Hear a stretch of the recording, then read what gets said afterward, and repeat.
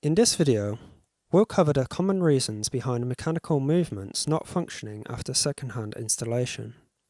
To see our full hand installation tutorial, you can find the links below in the description.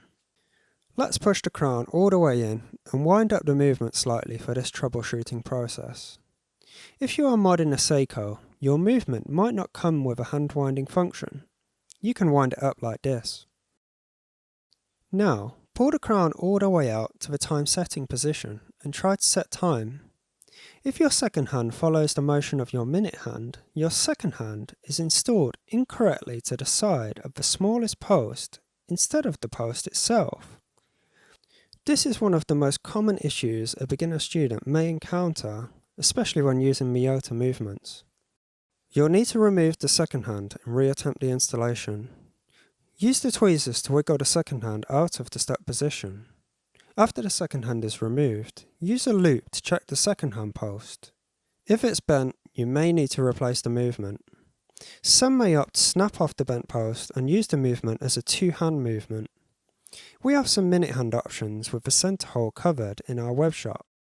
These are made for two-hand designs.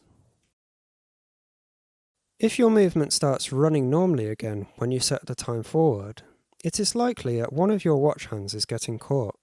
This could be due to a misaligned dial where the hour hand post is caught, or hand clearance problems like this one, where the counterweight of the second hand is caught by the minute hand. Check all the hands for clearance and adjust if necessary. If the balance wheel is still not running, your movement's gear train is somehow not functioning properly. Try checking the gears with a loop to see if anything is caught within the gears.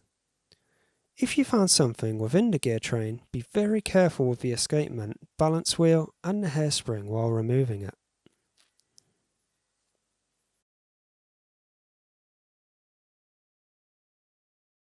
If it seems like nothing obvious is preventing the movement from functioning normally, you may have a faulty movement.